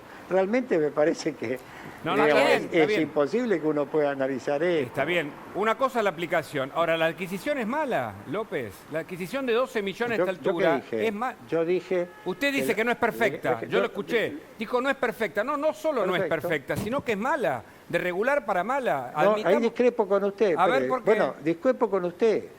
Bueno. En primer lugar, porque nosotros estamos vacunando... Hemos vacunado alrededor de 10 millones de personas. ¿Con las dos dosis? ¿Con las dos dosis? No es un tema menor. Con las dos dosis, doctor. Ahora le voy a con terminar. Muchachos, vamos a hablar. Si vamos a hacer una discusión entre usted y yo, nos sentamos en un bar a tomar un café y lo charlamos. Yo le digo cómo es. Con las dos dosis no están vacunados más que 1,5 millones de personas. Ahora le voy a explicar qué significa esto. La vacuna de AstraZeneca, usted puede aplicar una dosis y dura 90 días, sin ningún problema. Está demostrado y es lo como está vacunando Inglaterra. La vacuna Sputnik V, definido por el Instituto Gamaleya, la vacuna puede darse la segunda dosis a los 90 días. La vacuna que no cumplía con estos requisitos es la vacuna de Sinopharm. Por eso, el Ministerio de Salud, rectificando la idea original, dijo, voy a vacunar con la segunda dosis con Sinopharm a todos los que recibieron la primera y no le iban a espaciar a 90 días. Entonces, eso me parece que es una buena medida, rectificarse sobre un error. ¿Está bien? Entonces, nosotros estamos vacunando con una dosis, no es lo perfecto, pero en función de cómo se está vacunando, hay una población que se va cubriendo, ¿no? Doctor, ayer... La que no se cubría bien era la vacuna con Sinopharm. Ayer el viceministro Kreplak dijo que había bajado la curva de contagios, pero se había mesetado en un nivel muy alto, con lo cual está previendo que pueda haber medidas restrictivas más adelante, más fuertes. ¿Usted qué cree? ¿Es necesario que haya medidas más restrictivas ahora, en el corto plazo? La curva de casos está mesetada en un punto alto, si viene bajando lentamente, y esto no es perfecto. En la medida de que haya que mirar la media epidemiológica cada 14 días y ver cómo evoluciona, uno verá qué medidas tiene que tomar. Por ahora, yo personalmente creo que las medidas que se tomaron se pueden mantener sin aumentarlas. Y sigo sosteniendo que la escolaridad, sobre todo en la escuela primaria presencial, no impacta sobre el número de casos ni sobre los brotes. Doctor, una última sobre la gira presidencial, tal vez usted tenga alguna información. ¿Se puede saber si hubo algún tipo de reunión o búsqueda de más vacunas por parte del presidente, que tuvo alguna reunión, ayer Guada contaba, en España? ¿Puede ser, usted lo sabe, que está cerca de ahí? No, nosotros no sabemos, porque estos son decisiones y movimientos y contactos que son políticos, no sanitarios, ¿no? Pero sí en México dijeron, ¿no?, que AstraZeneca iba a estar entregando vacunas a fines de mes. A fin de mayo van a llegar alrededor de 900.000 dosis del fondo COVAX de AstraZeneca. Y además, de las Naciones Unidas, correcto. Y en segundo lugar, van a empezar a llegar fin de mayo lo que no pudo cumplir México, que es el envasado y los controles de calidad de la vacuna de AstraZeneca, que eso ya se solucionó y va a empezar a llegar escalonadamente en el mes de fin de mayo. Yo me gusta más para junio. Bueno, muy bien. Mejor prometer con certezas. Mariana tiene una última, le damos la Doctor, palabra. quiero que se enoje conmigo con mi pregunta, pero quiero volver a aclararle que la barrera epidemiológica por donde entran las cepas, donde entran las variantes, es muy importante y es un tema epidemiológico. Por eso le pregunté eso, para saber si usted sabía qué había pasado al enterarse, porque el gobierno seguramente no estaba enterado, aparentemente, de que esto estaba sucediendo. De hecho, tenemos Sudafricana e India en la Argentina, que son las más peligrosas. Correcto. ¿No? Ahora le quiero preguntar, Cuando... Déjeme ayudarle para contestarle. Sí, por favor, perdón, iba a hacer otra pregunta. Yo le coincido con usted que fue lamentable lo que pasó, diríamos, con un laboratorio trucho en Ezeiza, ¿está bien? Pero, en terrible. el cual la concesión perfecto, la concesión se lo dio a alguien, o varios. Esto es un punto. Creo que eso es una pésima conducta, porque coincido con usted que hay riesgo de que por ahí pasó alguna cepa sudafricana o de la India sin darnos cuenta, ¿está bien? Está bien. Esto es correcto. Por eso era lo que yo quería plantearle. Así que coincido con usted. Ahora, tratamos de ver también la parte positiva, que el Malbrán lo haya podido detectar, no es malo. Por supuesto que no. En un trabajo que ha hecho el Malbrán fenomenal en esto, ¿no? Seguramente. Cuando hablamos de alarma, nivel bajo, medio o alarma, cuando hablamos de alarma, ¿cuáles son los datos y los números a los que hay que atenerse? ¿Qué es esto lo que están poniendo en la ley el gobierno nacional como para hacer más restricciones? ¿De qué número estamos hablando? Los datos de alarma son, en primer lugar, es un aumento en la velocidad del número de casos, ¿está bien? Segundo es cómo están los porcentajes de camas de terapia intensiva ocupadas, que es otro dato importante. Y tercero, diríamos, es como viene en la curva, diríamos, la tasa de letalidad, que es las tres variables más importantes en esto. Usted en general, cuando usted vacuna, en esta pandemia, lo primero que tiene que tratar de bajar es la mortalidad y la ocupación de camas de terapia intensiva. Muy bien, Eduardo López, le Gracias. agradecemos mucho el contacto, insistimos, le agradecemos que pueda debatir con nosotros, aunque no pensemos igual, porque de eso se trata, para informarle con más calidad a nuestro público. Le dejo un abrazo, ¿eh? No, muchas gracias. Yo no me enojo, les quiero aclarar. No. Además que ustedes son duros para preguntar, ¿eh? Pero usted no acepta que el gobierno le erró. Eso... Son todos vehementes. Claro, vehementes. No, pero y usted tampoco acepta las cosas que hace bien el gobierno. Digamos las y cosas dígame, como son. me cuesta encontrarlas, Eduardo. Ya estamos grandes y me cuesta encontrarlas. Son muchas promesas. Tratamos, Bueno, mucha palabrería. Cuando quiera... Sí. No, yo estoy de acuerdo. Ahora, hay que tratar un punto que sanitariamente no podemos funcionar con grieta, porque si funcionamos con grieta no encontramos soluciones para los problemas. Por lo menos que lo científico no la haya, ¿no? Sí, que el gobierno sea más serio antes de prometer. En eso coincidimos. Le agradezco el contacto. Acá seguimos, por supuesto. Un gran abrazo a todos. Un programa que... Hasta luego. Gracias, Eduardo. Gracias de nuevo. Un programa muy intenso, por supuesto, porque hablamos de la salud pública, Guada. Hablamos de lo que nos está pasando. No queremos mencionar la palabra... pero también hay decesos, hay contagios, hay preocupación, hay miedo. Y también están los superpoderes, por eso está Jorge Enríquez y Álvaro de la Madrid para hablar finalmente de lo que el gobierno está buscando, que no consigue, pero busca. Pero antes... Y también vamos a estar hablando de la gira de Alberto Fernández y su mujer, la primera dama Fabiola Yáñez, por Europa. Vamos a estar analizando a ver si cumplen o no con el protocolo. Pero todo eso después de este pequeñísimo corte. Seguimos en Más Data, programa caliente, mucha información, mucha actualidad. Se picó un poco con Eduardo López, pero es que el tema de las vacunas sigue inquietando. Jorge Enríquez, diputado, ¿usted se vacunó? Sí, me vacuné con las 2 dosis y lo puedo decir realmente con orgullo porque fue en la Ciudad Autónoma de Buenos Aires cuando me tocó y con la vacuna que me tocó, como dice muy bien mi amigo el presidente uruguayo Luis Lacalle Pou. Primero fue creo que fue el 9 de abril y después fue recientemente con la Sinopharm, que es la vacuna que menos es la única que están dando 2 dosis. Pero fue cuando me citó el gobierno de la ciudad, me tocó el Luna Park en un horario determinado y ahí fui. No porque no hubiera cometido esa degradación que hicieron algunos diputados. Pero quería un breve comentario de lo que dijo el doctor López, porque lo anoté por acá. Yo creo que los esfuerzos del doctor López por morigerar la responsabilidad del gobierno son loables, porque el gobierno lo designó como el comité de asesores. Pero lo que nunca nos van a explicar es por qué no se compró la Pfizer, que sí la tiene el Uruguay, y por qué aparece Cecilia Moró en medio de una reunión de diputados diciendo hay que incluir la palabra negligencia, que es la que imposibilitó el acuerdo con Pfizer. Y cuando yo veo que tratan de justificar el tema de los testeos, diciendo que fue una truchada, que no tenía atribuciones porque fue un convenio con aeropuertos, yo digo, pero el control sanitario, ¿quién lo tiene que hacer? Si el control sanitario lo hicieron de entrada con un método absolutamente ridículo, que era que le entregaban a la gente la hoja de A4, ¿saben cómo entraron? Esto hay que decirlo. Claro. Y lo quiero decir públicamente. Entraron a la Argentina, la gente que entró a la Argentina firmaba en aquel momento, en febrero, cuando ya estaba estallado, Durante Mariana, meses pasó durante eso. meses, una declaración donde ponían no tengo COVID, no tengo fiebre, no tengo esto. Así hubo infectados, como el caso de Mar del Plata, que tomó el transfer a Mar del Plata, toda la gente se infectó ahí. Ahora Álvaro de la Madrid tiene un aporte, pero Ezequiel Spillman dice que la oposición le pide a Kicillof que compre vacunas. ¿Es así, Ezequiel?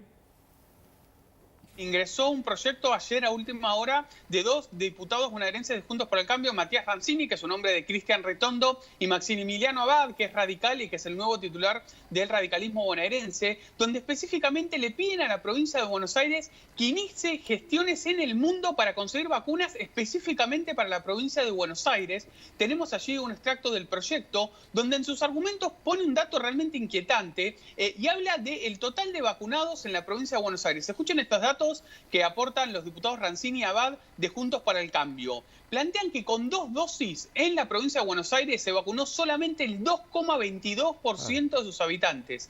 Menos del 3% de los bonaerenses están vacunados con 2 dosis y con una sola dosis el 17,84%. Por eso presentaron este proyecto de ley en la legislatura provincial con la idea de que la provincia de Buenos Aires pueda comenzar a gestionar vacunas solo para los bonaerenses, dado el avance que, según creen estos diputados de Juntos por el Cambio, es muy lento en la provincia de Buenos Aires. Repito, 2,222% con 2 dosis apenas en la provincia de Buenos Aires. Álvaro, sí, tu mirada sobre este tema. 2% en realidad de vacunados. Creo que es un índice, el de la provincia, más o menos similar al resto de la Argentina.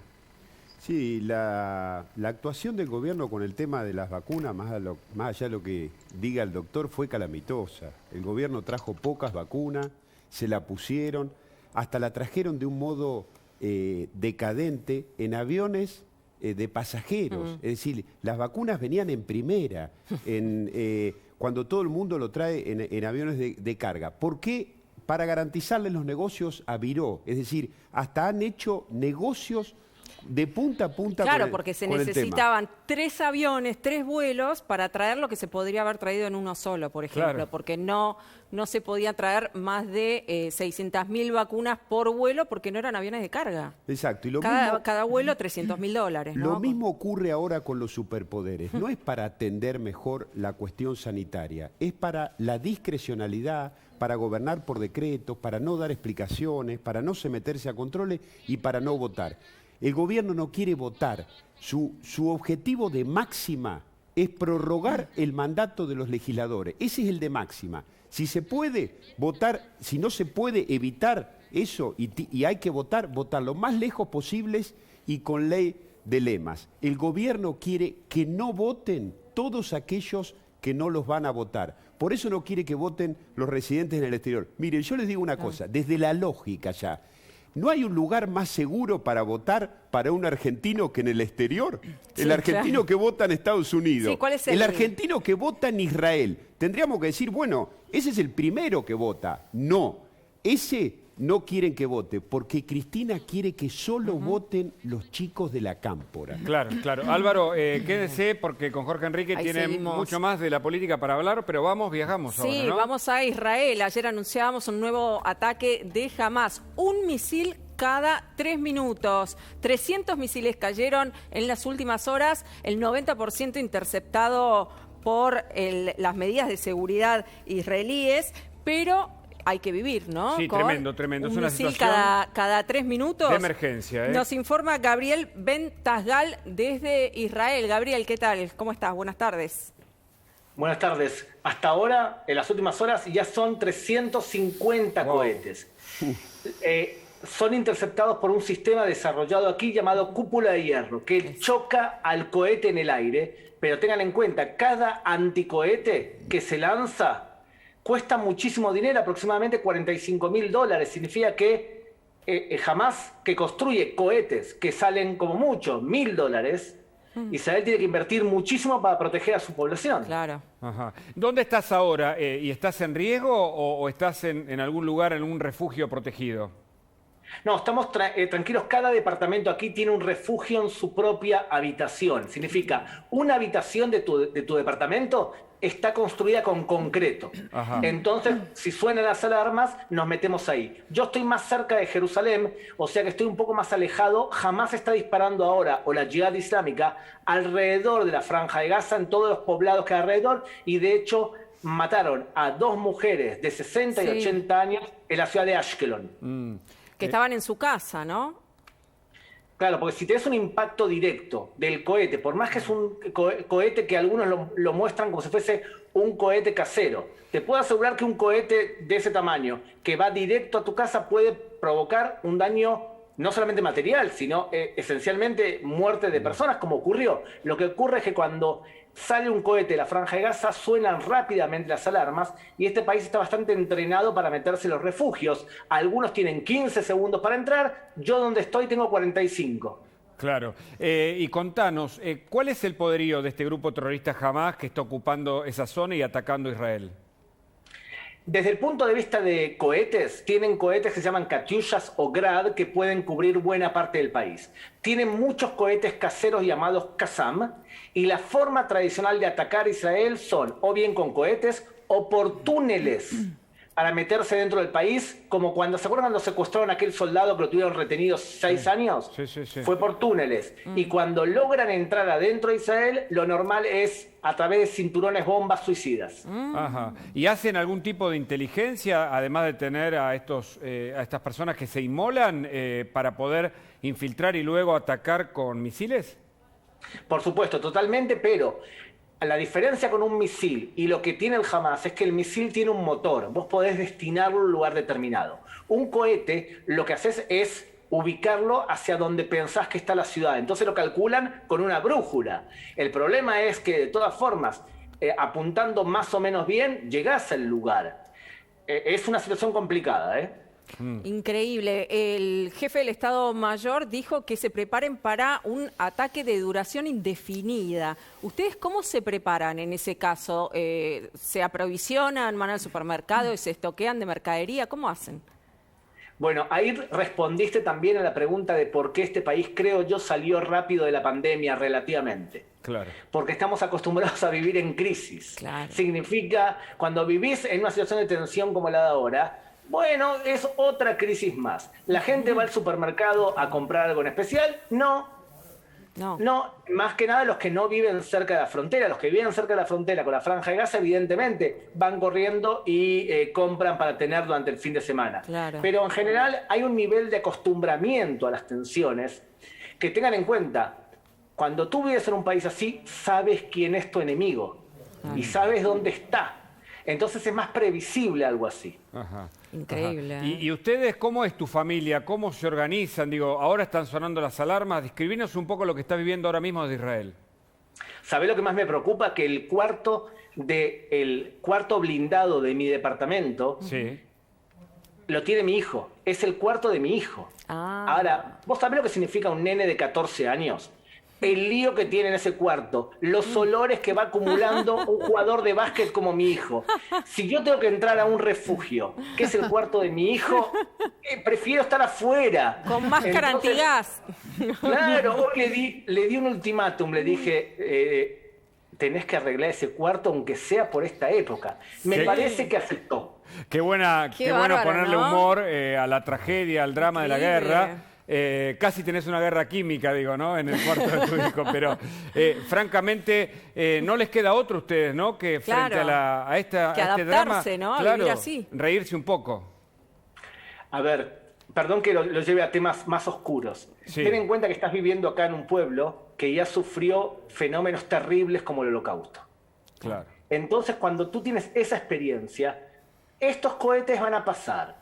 O sea, lo grave es que, lamentablemente, la población palestina que vive en la Franja de Gaza y que no le gusta vivir bajo el gobierno islamista del Hamas, son las víctimas de este tipo de gobierno. Entonces, ¿por qué? Porque los jefes de Hamás, ¿dónde están ahora? Están escondidos en el hospital Shifa de la Franja de Gaza. Pero el pueblo no está escondido, no tiene refugios como tenemos nosotros. Y ellos, lamentablemente, tienen que sufrir por la irresponsabilidad de líderes que lanzan cohetes contra población civil. Ajá.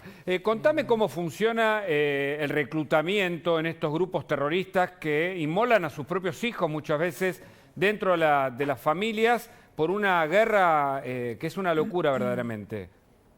La respuesta es que depende de qué le prometes en el futuro. Ajá. Sabés que en estos grupos islamistas tú no puedes, por ejemplo, tomar alcohol, está prohibido, y tampoco puedes tener, digamos, una vida sexual liberal.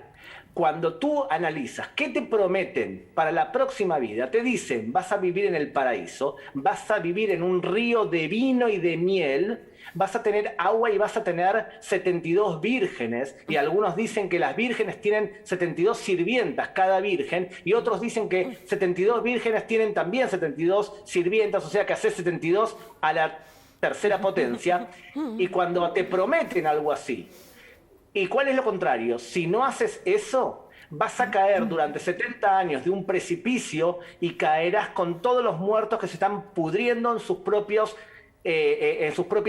restos asquerosos. Ajá. Si tú te prometen una cosa así y te prometen la otra cosa así y tú crees en la próxima vida, te suicidas porque la próxima vida te prometen algo mejor.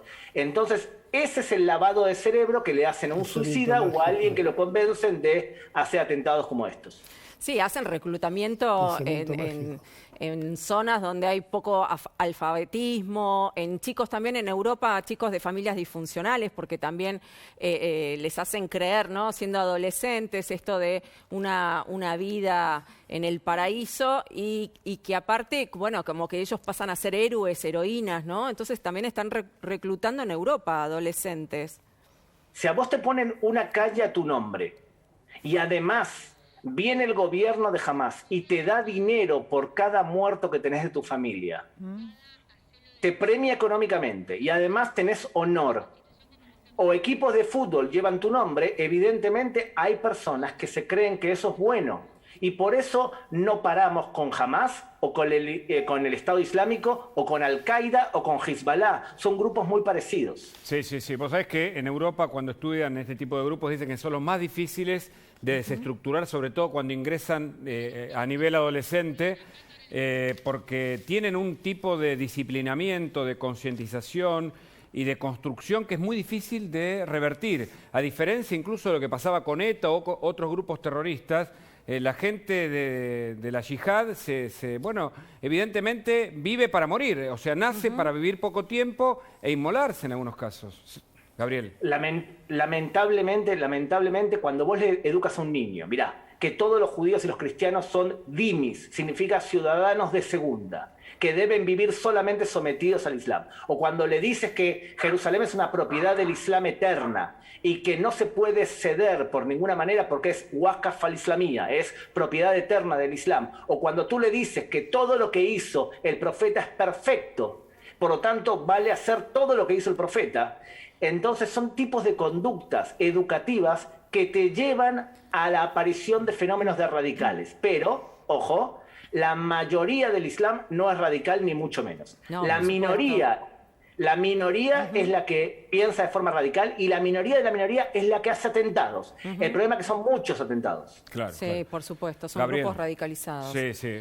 Gracias por este contacto, un abrazo fuerte y por supuesto, esperemos la solidaridad con ustedes. Que pase pronto y que haya paz. Por supuesto, gracias. Esperemos que mi hijo arregle el cuarto. Claro. Que ordene el cuarto. Es un combate más familiar, ¿no? Gracias, un abrazo. Muchas gracias. Un abrazo.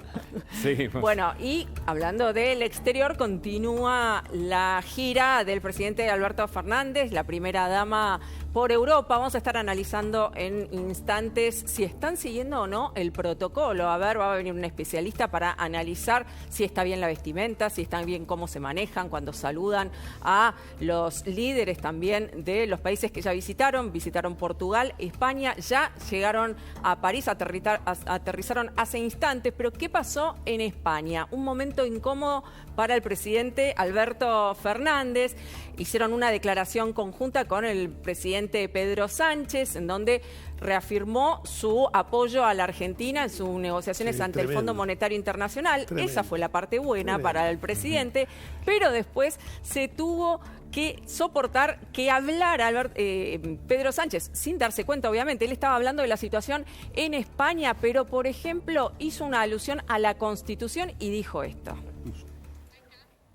El estado de alarma es el pasado. El estado de alarma es el pasado. Hay que mirar al futuro. Y el futuro se llama vacunación, vacunación y vacunación. Insisto, estamos a 99 días. A 99 días de lograr la inmunidad de grupo y, por tanto, lograr ese 70% de la población vacunada. No era ese, ¿no? Pero el otro. Ahora sí, viene, ahí está.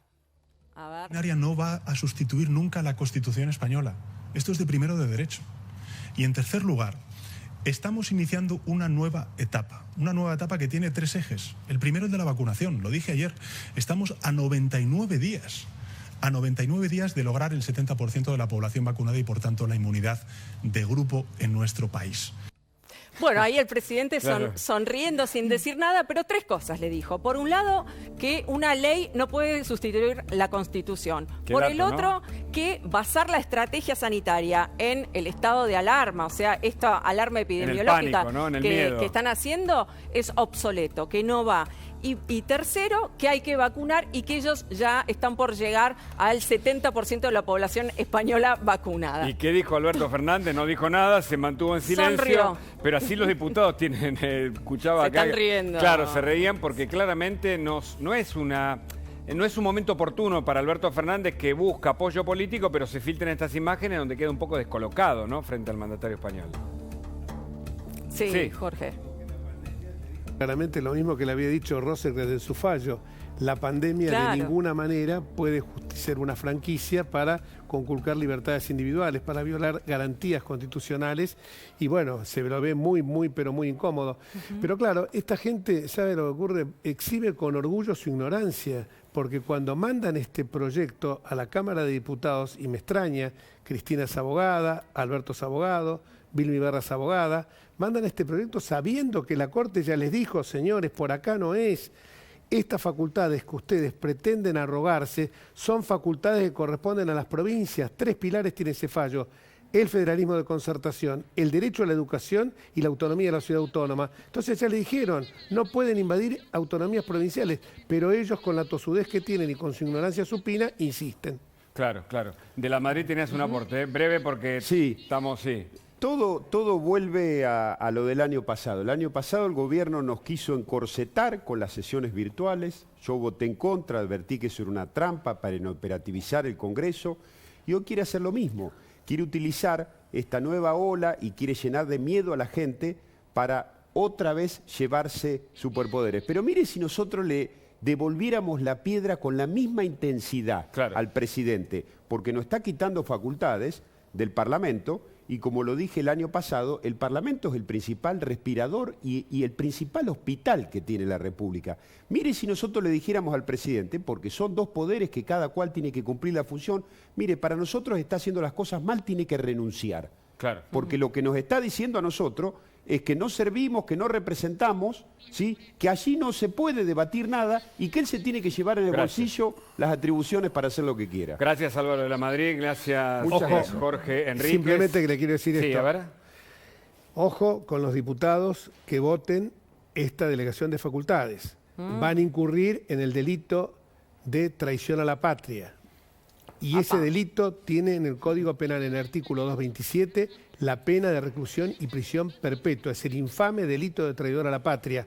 Ojo con darle la suma del poder público. De la pandemia no se sale con más autoritarismo, se sale con más democracia, se sale con más concertación con las provincias. Gracias, diputado, Muchísimas por esta participación, por supuesto, y nos vamos al mundo también, ¿no? Viajamos un poco más. Viajamos a Europa con Cristian Martín, nuestro corresponsal en Europa. ¿Qué tal, Cristian? ¿Cómo estás? ¿Qué tal, compañeros? La verdad, días claves y con mucha emoción. Europa de a poco empieza a dejar atrás lo que es esta ola. No se descarta que haya una nueva ola después del verano, allá en septiembre, más leve, más controlada, con más vacunas, con menos restricciones y con mucho más conocimiento. Por ejemplo, Italia, que en su momento supo ser el país que le mostraba por primera vez la tragedia a Europa, donde ahí realmente vimos que no era algo chino, ya no hay más zonas rojas de alto riesgo, como las calificaban zona rosa los italianos. Realmente se empieza a abrir todo con mesura, pero en el sistema de semáforos que tiene Italia de rojo, naranja, amarillo y blanco, no hay nadie blanco, pero es casi toda Italia amarilla. Cristian. Que puede abrirlo no esencial, se acaba el toque de queda, quedan solamente 3 regiones naranjas. Sardinia, Aosta, que es una pequeña localidad en los Alpes, y Sicilia. Sicilia y Sardinia dicen que porque tienen muy poca población, y solamente en algunos casos les da un índice alto, pero Italia va mejorando. Sí, perdón. No, te preguntaba, en Reino Unido en algunas zonas ya no se usa barbijo. Contanos un poco el panorama en ese sentido. Ya cada vez menos restricciones y también el uso de barbijo empieza a eliminarse, ¿o no?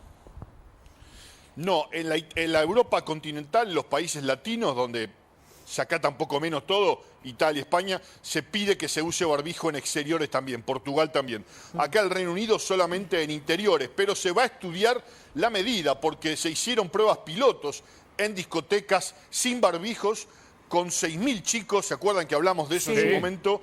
Y de 6.000 personas, 3.000 y 3.000, un sábado y domingo, hubo solamente 5 positivos leves, de los cuales tampoco se puede asegurar que se los agarraron en la discoteca.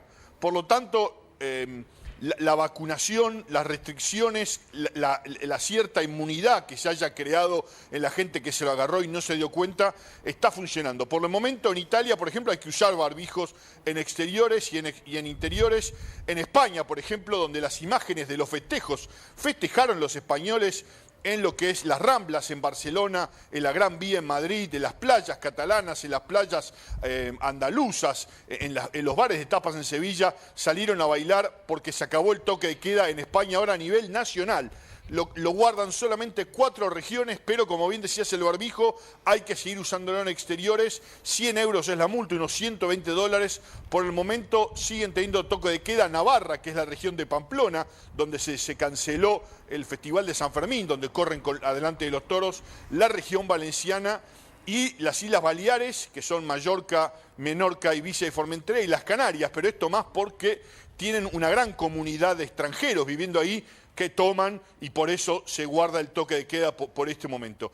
Italia y España empiezan a salir de las restricciones rígidas, se viene el verano, en la semana que viene se anuncian aperturas en cuanto a los viajes. Alemania y Francia un poco más atrasado, pero ahora te cuento del Reino Unido porque la reina abrió el Parlamento presencial, vuelve la Cámara de los Lores y de las Ladies, algunos son por herencia. Estuvo la reina, primer acto público desde que murió su marido, el duque de Edimburgo, donde ella no interviene públicamente en temas políticos. Sí se reúne con el primer ministro una vez por semana, pero dijo cosas importantes como que confía que este gobierno facilitará la salida, la recuperación social, económica, mental, sanitaria. En la pospandemia hay que reforzar la economía del Reino Unido, porque esta pandemia ha tenido grandes consecuencias políticas en cuanto a la estructura del Reino Unido.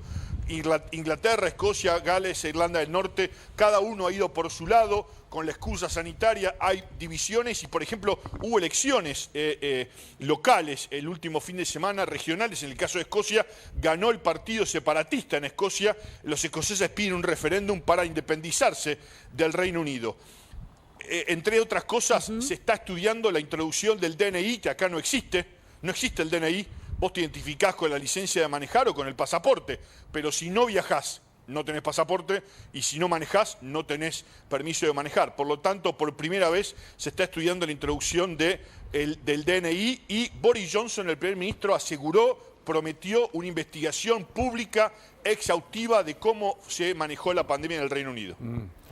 Increíble, ahí estamos viendo Sí. imágenes. Francia es la mencionaste recién, con el tema de que tienen muchos antivacunas, es una de las más complicadas, ¿no? De estos países que mencionaste. Sí, pero ¿sabés qué? Los franceses fueron aprendiendo y cuando veían que se complicaba más, ahora también están vacunando casi al mismo ritmo de Italia, España, Alemania. Te digo, han pasado en lo que es España, por ejemplo. Los franceses por ahora siguen con el toque de queda, lo van a relajar muy a la francés, como dicen ellos. Van a ir, ahora tiene el toque de queda más estricto Francia, de 7 a 6. Claro. Pero lo van a ir extendiendo. La semana que viene, el 19, va a pasar de 9 a 6.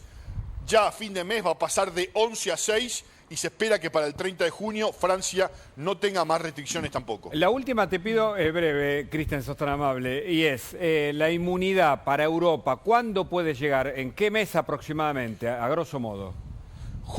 Julio. Mirá vos. De acuerdo a cómo vamos, julio. Pero, por ejemplo, ayer tuvimos 0 muertos en Inglaterra. Hubo 4 muertos en Gales, pero era lunes. Hoy hay 20. O sea, quiere decir que esto está circulando todavía. Pero hablamos con los departamentos de salud pública de los diferentes países, en Italia, en España, en Francia, en el Reino Unido, y se descarta que va a haber una nueva ola en lo que es septiembre. Más controlada, más leve, con vacunas, más manejada. Pero vamos a tener que convivir con este virus durante varios años hasta que de a poco le vayamos tomando la mano. Hay cepas nuevas, pero va a haber vacunas con fórmulas nuevas también. Mirá vos, interesante todo el panorama desde Europa. Cristian Martín, muchas gracias por este contacto como siempre. Un abrazo. Saludos. Gracias, Cristian. Bueno, y contábamos, hace instantes aterrizó el presidente con la comitiva oficial en París, se va a reunir con Macron, tiene una intensa agenda oficial, mañana ya parte para Italia, pero hasta ahora, ¿cómo viene siendo el protocolo y los looks de la primera dama, Fabiola Yáñez, que lo acompaña en este viaje oficial? Quedar, ¿no? Mariana. Sí, mira, te cuento, Guada, está en primer plano, ¿no? En el primer plano de la mirada de todos nosotros, Fabiola Yáñez, por primera vez, creo, de esta manera, en una gira muy rápida, con muy poco tiempo para poder estar en un lugar y en otro, así que me contaron que por eso baja de las escalinatas del avión, ya vestida con lo que tiene que usar para el próximo evento, cenas, almuerzos, a veces etcétera. se la ve un poco overdressed, Claro, ¿no? porque vos no viajás así en avión ni te pones ese vestido. Bueno, este primer vestido con el que llega a Portugal, a Lisboa, para encontrarse Alberto Fernández con el presidente de ese país, lo hizo Adrián Brown. Insisten en que todo es argentino, todos los diseñadores son argentinos, en que ella es como una especie de embajadora de la moda argentina, eso es lo que me decía Gabriel Lash, que también hizo otros vestidos, pero este de Adrián Brown, que fue un encuentro en su local de la calle Alvear, cuando la conoció a Fabiola Yáñez a través de su estilista, que está ahí con ellos, que es Carolina Marafiotti. Carolina Marafiotti es también estilista de Andrea Rincón, Nancy Duplá, de Julieta Ortega. Bueno, dicen que tiene una personalidad muy especial, La que está de negro, Fabiola. ¿No? De negro no, de violeta, un total look violeta. Todo, zapatos, vestido. Este es un vestido medio vintage que es evasé, que tiene tablitas, es tableado, tiene un volado. Y ella elige siempre que los barbijos estén hechos con el mismo género. Me contaba Adrián Brown que su sueño, en realidad, era vestirla para llegar al Vaticano. Y eso es lo que hizo, ¿no? Él hizo especialmente un vestido que les voy a adelantar porque todavía no lo podemos ver en fotos, pero es un vestido bien simple, de brocato, con una mantilla de su abuela que le prestó especialmente a Fabiola para que Fabiola luzca, pero ella quería y estaba más interesada en ponerse quizás un tocado, así que eso no sabemos cómo va a ser.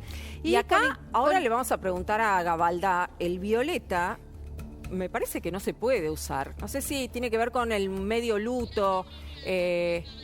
A ver, ya lo tenemos en línea. ¿Qué tal, Rubén? ¿Cómo estás? Hola, Rubén. Hola, buenas tardes, un cordial saludo. Igualmente. Igualmente. Contame, ese violeta fue polémico. ¿Se puede usar protocolarmente o no?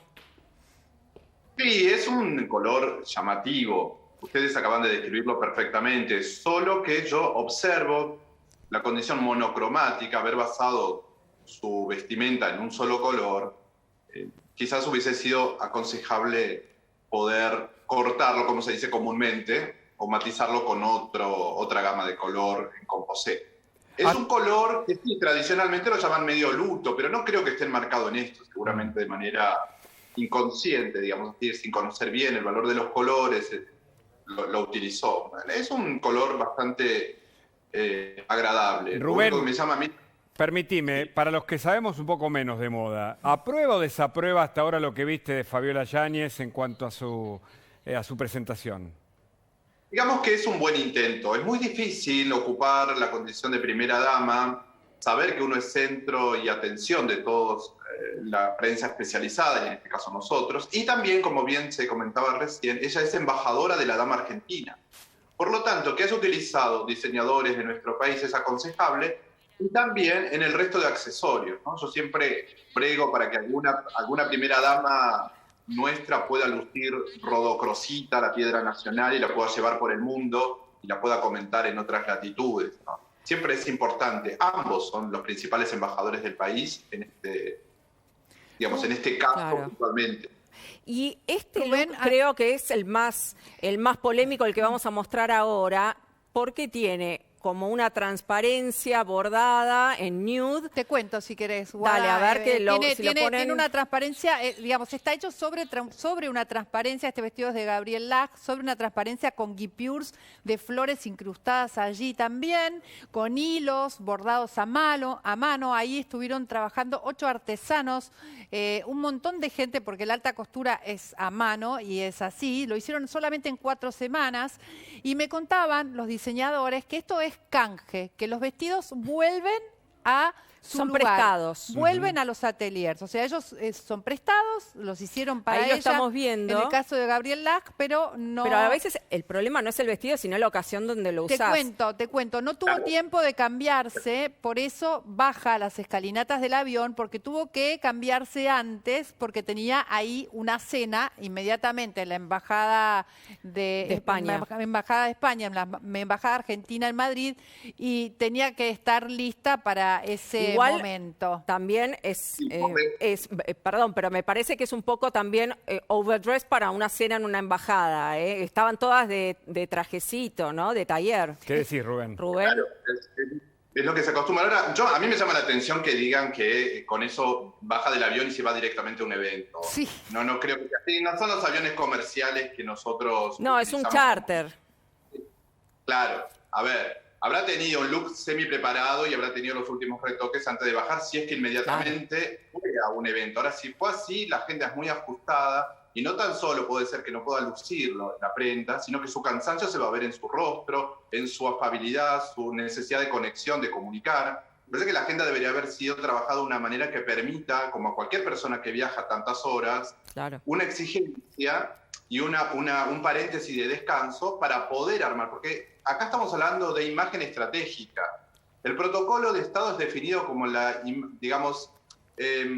plástica del poder, es la imagen del poder, así que es importante y no es menor, ya que se invierte tiempo y dedicación a las giras presidenciales, que se tomen de una manera... Igual, ahora Rubén... Espera que aclaro, porque no fue directo a la cena, fue directo a la embajada, las estaba recibiendo el embajador Ricardo Alfonsín en el aeropuerto, pero fueron a la embajada, pero la cena tuvieron en el medio de esta reunión secreta que no se sabe con quién se reunió el presidente al lado de la embajada. La cena fue 2 o 3 horas después, o sea que tuvo tiempo de cambiarse. Ella bajó así del avión. Eso es lo que me contó Gabriel Lach, que bajó así del avión y me lo repitió varias veces, evidentemente porque no era adecuado bajar del avión con ese vestido transparente, pero eso es lo que me dijo, ¿no? Porque la pregunta es, ¿se puede usar transparencias en una visita, a una primera dama, en una visita protocolar? No es oportuno que se buscan transparencias, no hay nada que insinuar, no es un estado ni espíritu de conquista de nada, por más juventud radiante que se posea, ¿no? Pueda tener la dama. Esta plástica de poder. Ahora digo, en el tema del look, hay una bajada de avión, una partida a la embajada, hay que tener un atuendo y luego para la fiesta otro, porque si yo voy a la recepción con la misma indumentaria que bajé del avión, estoy faltando el respeto a los anfitriones, es decir, no me preparé. Bueno, ahí es donde tiene que articularse estratégicamente cada paso minuciosamente a través del protocolo de Estado y también de la primera dama, que no está oficializado porque no existe una dirección de ceremonial que atienda a la primera dama, pero sí es humanamente entendible que tenga que tener los espacios necesarios, porque convengamos que estas exigencias a tal punto, la persona tiene que tomar agua, tiene que comer, tiene que ir a una toilette, tiene que descansar, tiene que atender otras instancias de su vida, y quizás darle tanta exigencia es contraproducente. Claro, igual que fue organizado a último momento. Estar preparado para esta situación. Claro. Bueno, uno de los detalles es que los barbijos están hechos con el mismo género del vestido, ¿no? A mí eso realmente me parece absolutamente innecesario. Lo mismo que los zapatos sean del mismo color del vestido. Generalmente, lo que decía recién Rubén, ¿no? Tienen que engamar, pero cortar un poco. Porque Sí, si no abusa es como del que, monocromático. Claro, lo monocromático así tan exagerado tiene algo de ridículo, ¿no? En un punto. Sí, o de falta de originalidad. Es mucho más fácil siempre ponerse monocromático, entonces hay poca capacidad de creatividad. Se podría haber usado guardapampa, los ponchos de las provincias, digamos. Se puede trabajar estratégicamente los mensajes que se quieren dar para que la gente conozca qué es la Argentina en su esencia, que es el pueblo. Ahí está. ¿no? El pueblo. A eso quería ir. Vos hablaste de plástica de poder, de estética del poder. Lo que ves de las fotos hasta acá, ¿cumplen con esa expectativa o está por debajo, Rubén? Vos que sos un experto. Bueno, hasta ahora está un poco tenue, digamos, el tema. La gran prueba va a ser la visita a la Ciudad del Vaticano y el encuentro con el Santo Padre. Que ahí sí, evidentemente va a ser negro la cabeza cubierta porque se lo pide el protocolo de la Santa Sede. Ya estuvo ella en el 2020 con el Santo Padre, la visita privada. Y bueno, ahí es donde realmente uno saca patente de ceremonialista de saber si realmente sabe comportarse de acuerdo, no a lo que nosotros como ceremonialistas exigimos, sino a lo que pedimos a nuestros representantes, porque representan a todo el pueblo, y por lo tanto deben abandonar su personalidad para vestirse y revestirse de una investidura, porque hablamos de una investidura, y que hace al pueblo argentino. Bueno, ahí Adrián Brown decía que había estado viendo cómo se había vestido Jackie Kennedy, por ejemplo, que tenía un vestido cuando visitó al Papa, que era una especie de sotana, o Melania Trump, que también hasta se había afeado, había disminuido un poco su belleza, porque en realidad cuando llegás a esa visita, el protocolo es que no seas vos el centro de la escena, ¿no? Correcto, sí, es así.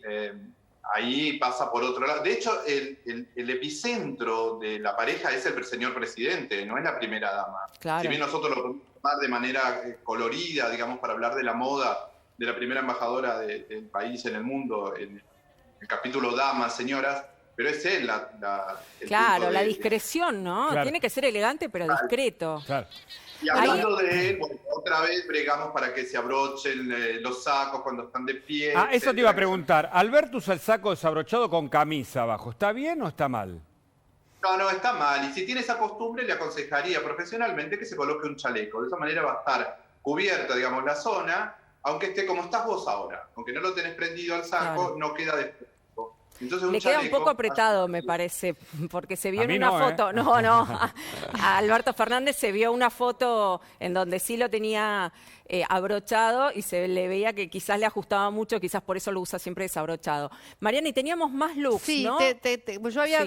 Teníamos dos fotos más. Una de este gesto que hizo con respecto al Papa. Ahí en Portugal hay una sede de Escolas Ocurrentes, que es una fundación que creó el Papa Francisco, y fue a inaugurar un programa Pensadores que tiene que ver con la salud emocional de los jóvenes en pandemia, ¿no? Y ahí estuvo haciendo una especie de, visibilización, como un encuentro entre jóvenes, entre educadores. Ahí la vemos con un mono color beige, con un cinturón. Todos están con jeans, están muy relajados vestidos, porque cuando uno hace un baile o un movimiento que tiene que ver con el yoga o con algún trabajo físico, tiene que estar vestido vestido de una manera que eso lo permita. Claro. Y ahí la vemos también elegante, ¿no? Elegante de día, pero con una estructura también monocromática bastante distinta a de los que están ahí acompañándola, ¿no? Vamos a ver cómo llega al Vaticano y cómo la ve Ahí el la Papa, vemos pero pasó por la Moncloa también.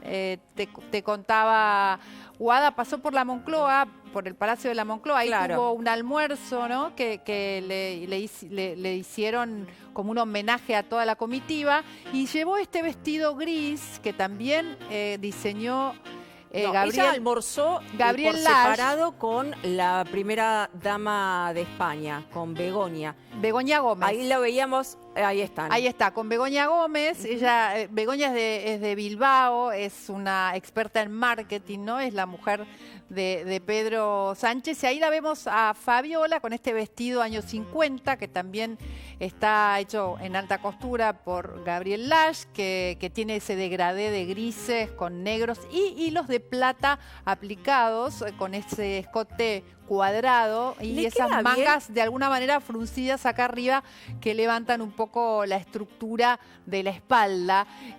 Otra vez la vemos con el barbijo. ¿Ese largo le queda bien? Ella se usa utiliza mucho ese largo. se usa el largo midi, es moda el Pero largo cuando midi. no sos alta.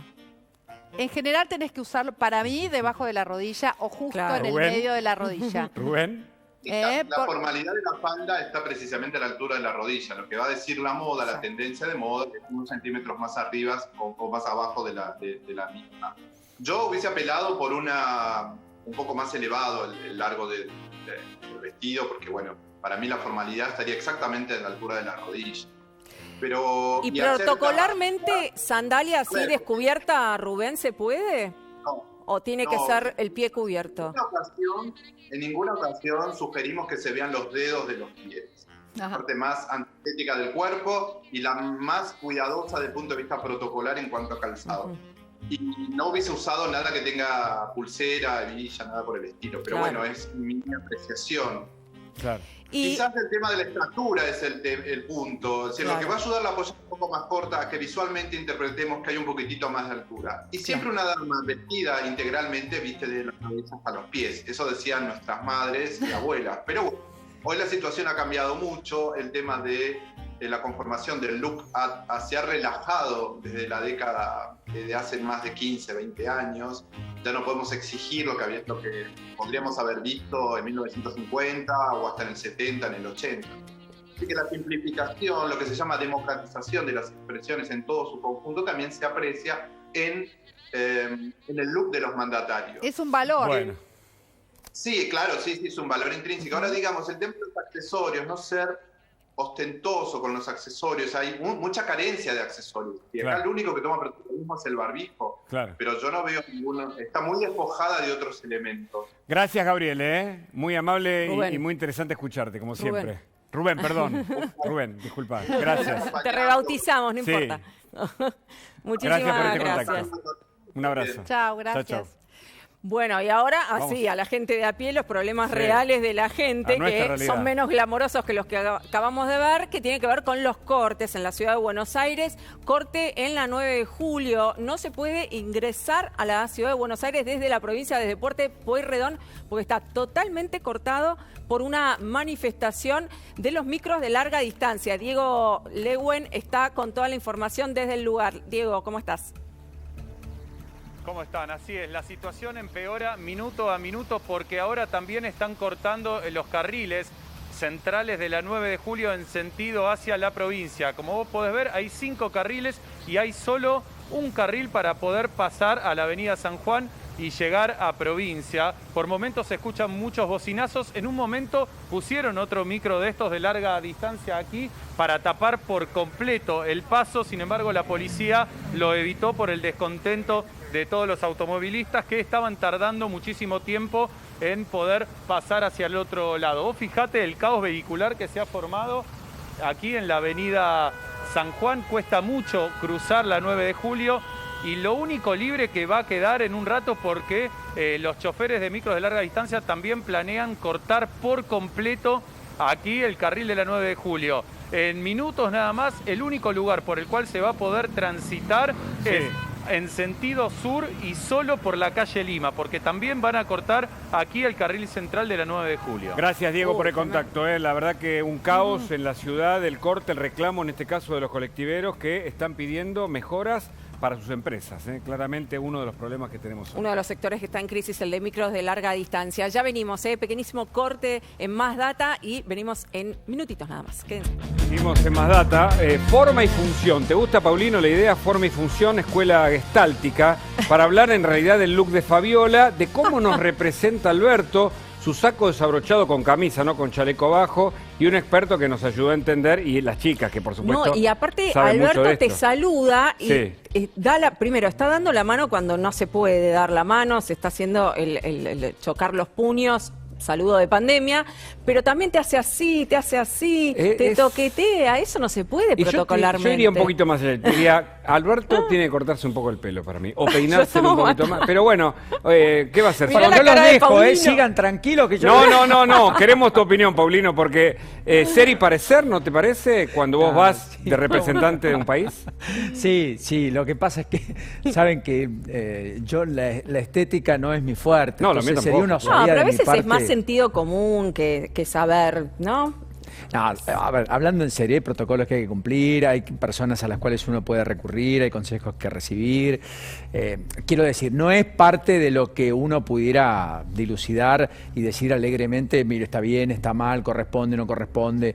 Me faltan demasiados elementos. Ustedes tienen un especialista, Mariana. Bueno, Guada, Claro. ¿viste lo que es Hugo? Las mujeres en eso son Totalmente. implacables. Y pero llamamos un tremendas, experto sí. para interpretar Sí, y si estaba...